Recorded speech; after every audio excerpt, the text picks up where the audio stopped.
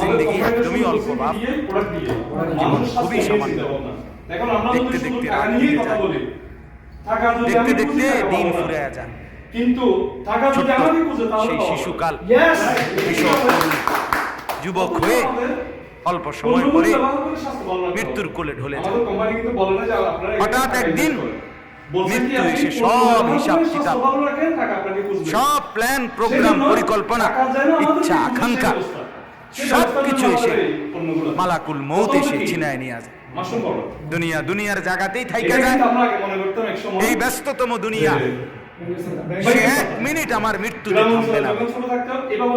যুবক ভাইদেরকে বলি, জওয়ান, তুমি যেদিন অ্যাক্সিডেন্ট করবা, তুমি যেদিন মরেই যাবা, সেদিন আল্লাহর কসম তোমার কোনো বন্ধু খানাও বন্ধ করবে না, তোমার কোনো আত্মীয় স্বজন খানাও বন্ধ করবে না। কারণ এই জিনিসটা, এটা নিয়ে কিন্তু আমরা রিচার্জ করে নেই।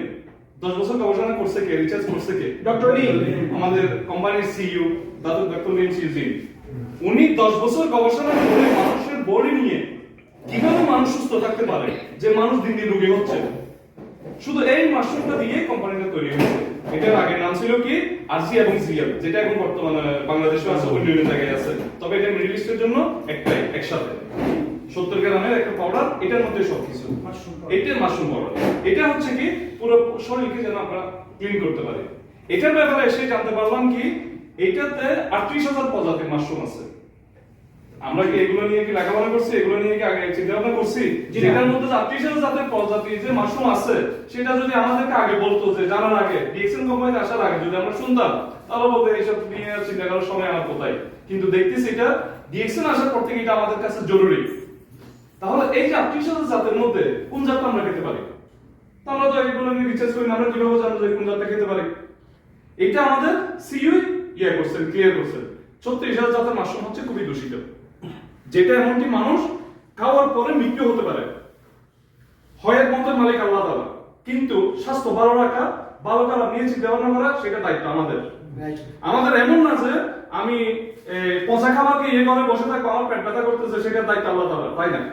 আল্লাহ তাআলা আমাদেরকে ব্রেন দিছে কি জন্য, জ্ঞান দিছে কি জন্য? ভালো খারাপ দেখে চলার জন্য, ভালো খারাপ দেখে খাওয়ার জন্য, শরীরকে ভালো রাখার জন্য। এই বডিটার দায়িত্ব আমাদের। এই বডি ভালো রাখার দায়িত্ব আল্লাহ তাআলার না। উনি আমাদেরকে দুনিয়াতে পাঠাইছেন কি জন্য? যে আমাদেরকে ব্রেন দিয়েছেন, এটা নিয়ে আমরা যেন ভালো মতো চলতে পারি, আমরা ভালো শিক্ষা নিতে পারি, ভালো জ্ঞান নিতে পারি, আমাদের চিন্তা যেন আমরা করতে পারি, একটা রিজিক আমরা বাহির থেকে নিয়ে চলতে পারি। এখন আমি ঘরে বসে থাকবো, রিজিক আমার কাছে আসতেছে না, টাকা ইনকাম আসতেছে না, আমি যদি বলি আমি ঘরে বসে থাকি আমার টাকা লাগবে, আল্লাহ তাআলা দিবে না সেরকম? সেটা কোনো পৃথিবীতে নিয়ম নাই। তাহলে